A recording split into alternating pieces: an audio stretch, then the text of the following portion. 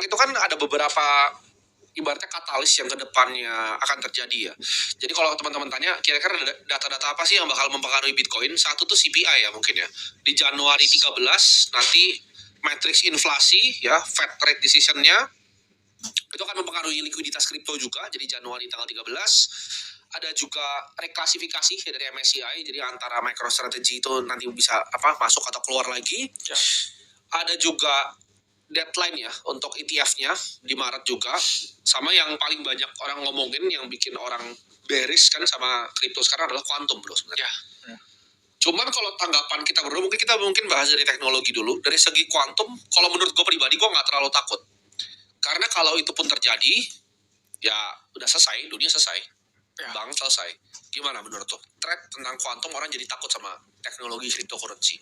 Ya memang kita udah banyak bilang ya tentang bahaya kuantum, pun misalkan kayak wallet Bitcoin yang mana public key-nya udah terekspos, dipindah ke alamat yang baru yang quantum resist, itu pun juga butuh ya persetujuan dari miner ya, dan juga stakeholder yang lain ya, node runner, developer, dan itu pasti akan butuh waktu ya untuk memperoleh titik temu. Karena memang kalau misalkan walletnya Satoshi terkompromis dan ada move, itu akan menimbulkan kepanikan yang luar biasa ya. Kalau kita ngomong berkali-kali, memang BlackRock pun memasukkan kuantum sebagai risiko jangka panjang Bitcoin, dan alasan Ray Dalio itu alokasi di Bitcoin nggak sebanyak itu ya, salah satunya itu juga dari kuantum. Karena kalau kita ngomong, misalkan dia punya instrumen-instrumen di TradFi, kalau ada apa-apa pun kan pasti chance di bailout itu kan tinggi. Ya.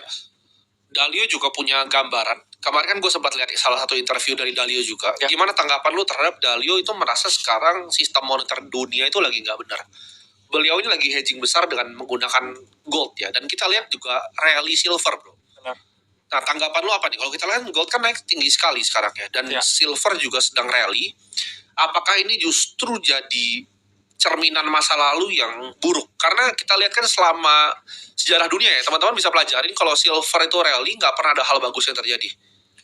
1929, 1971 dan sekarang silver rally all time high, aset ketiga paling besar bro di dunia. Yes. Gimana tanggapan? Memang banyak orang yang menantikan ya tentang rally-nya silver, dan semenjak 4 tahun terakhir ya, kalau kita beli Bitcoin ya di top, pasti ke outperform ya silver 14 hari terakhir.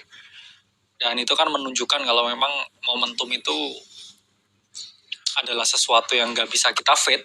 Ya. Karena memang ya, to be fair, ini grafik ya dari Messari kan menunjukkan kalau misalkan Bitcoin itu paling outperform untuk tahun ini dibandingkan gold ya, dibanding Nasdaq, juga dibandingkan dengan S&P.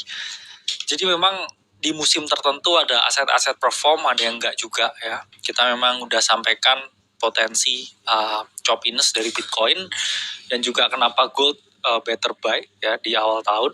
Dan memang nampaknya untuk tahun 2025 masih akan lanjut rally. Kenapa? Karena ekspektasi Bank Sentral itu akan membeli gold masih 20-30% lebih banyak dibandingkan tahun ini. Jadi kalau kita ngomong ya, demand-nya itu kan levelnya institusi ya, Bank Sentral. Jadi kita nggak bisa fade di sana. Bukan berarti ajakan buat skill in gold sekarang, karena kan memang ini kan rally-nya udah lagi jalan. Jadi kita harus positioning dengan hati-hati ya. Sektor konsumen di US juga nggak terlalu bersahabat ya. Sekarang banyak fund-fund yang udah keluar juga dari sektor consumer. Jadi ya kita harus lebih meningkatkan mawas diri untuk tahun